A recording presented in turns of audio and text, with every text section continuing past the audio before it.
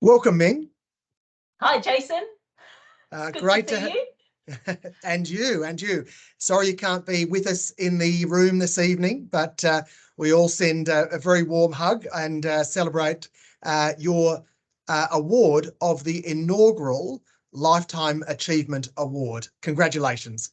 Thanks, Jason. I do want you to realise that I am not under 40. Indeed. And this is the first year that we have invited a recipient who is over 40 and really for someone that's made a contribution over a number of decades and has demonstrated advocacy and leadership in the way that you have. So we're absolutely delighted to have you as that inaugural recipient. Thank you very much, Jason. I mean, I love the fact that the awards are for people under 40 because, they're really having to pick up such a heavy load for future generations as well. But, congratulations to the team for everything you've achieved for the awards under 40, to be honest. Oh, thank you. And as I shared with the audience ahead of this video running, you have been a trailblazer throughout your life, including being the first woman of Asian heritage to be the CEO of an ASX 200 company. Given the audience that we have tonight, what were some of the challenges that you had to overcome to achieve that very impressive milestone? Well, first of all, Jason, I really love everyone to still understand I am still a human. There's nothing superhuman about me. Sometimes life presents opportunities which are, completely accidental. It's undeserved, but, when those opportunities present, you really have to be ready.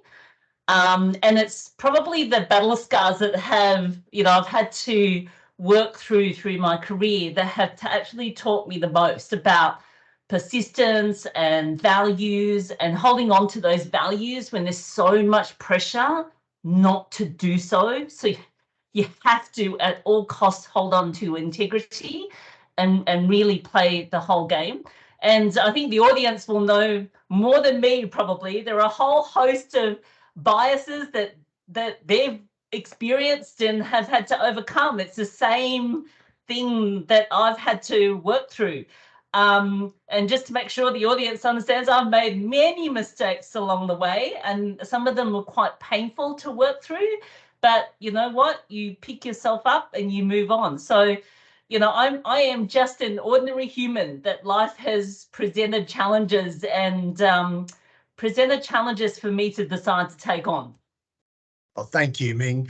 And an ordinary human who has put themselves out there and chosen to demonstrate great leadership. You are a prominent director today. You are chair of the Diversity Council of Australia. From that perspective, how do you perceive Australia's embrace of diversity at board, CEO and C-suite levels across the country? Yeah, I've been very conscious that, there are people, for example, the people in the audience who are under 40 who need people like myself to actually stand in that arena to be seen and to advocate for change, because I understand that many of them may not have the opportunity, or they're in positions where it's quite difficult for them to do so. So having the privilege of being able to chair Diversity Council Australia gives me that opportunity and a platform to ensure that some of the things that I know that they're facing, and it's not just people within the audience, it's the broader people within society who are marginalised or challenged just because of their disability or their First Nations, that there is somebody who is out there making sure that the broader Australian community understand the challenges they have, but they have so much to give. So I am very optimistic. I'm always optimistic, but I'm also under no illusion about how long it's going to take. And I don't assume that just the next generation coming through is just going to get it and it's just going to magically be perfect overnight.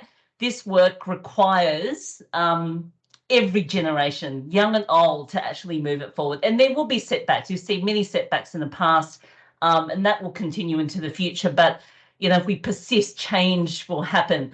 I think my appeal to the Asian Committee, if I can put in an ask at this point, is not just to care about D&I for what you can get out of it. If you care about diversity and inclusion just because you see the injustice in the bamboo ceiling without caring for the disadvantage that others face, then really you don't understand D&I. I call it actually diversity for self-interest. That's that's where it starts and ends.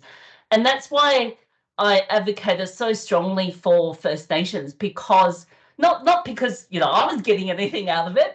Certainly there was so much more effort that I had not anticipated that would be required of me. But if we can't stand as allies for those who are more marginalised than us, then who will stand with us when we need it?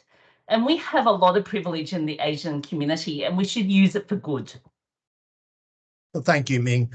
Well, you mentioned self-interest, as we've got this incredibly talented cohort, both in the audience and the alum now of over 200 awardees through these awards over the last 5 years. What advice do you have for those people mid-career with so much talent and potential to optimise their career and their impact? Yeah, and I suppose it starts with why I love the 40 sort of awards, because it helps you be seen.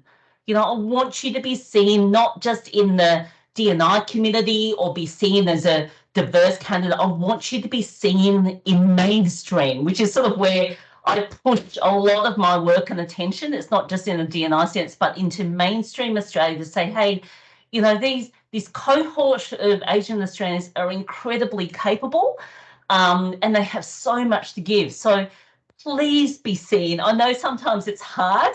I've had to overcome that reticence to step into that arena, but if you can do it for the next generation, do it for them. So be seen. I need you to speak up. One of the great pieces of advice I got recently from an absolute veteran in the director community, she said to me, at the first board meeting you go to, you must speak up.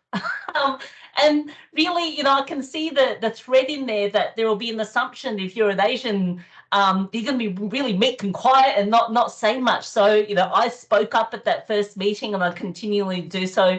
You're going to have to earn people's trust. We see, recent research around whether Australians actually trust Asian Australians to sit in public service and whether they can be promoted into quite important roles within the public service.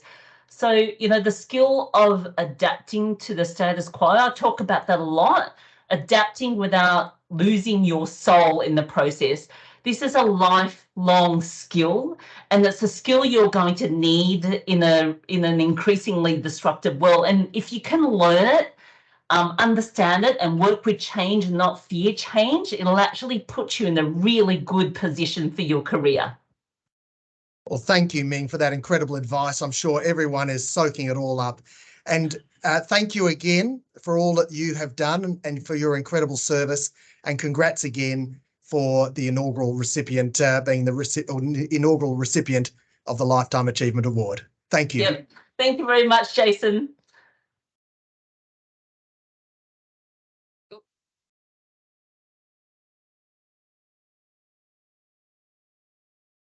Is that good?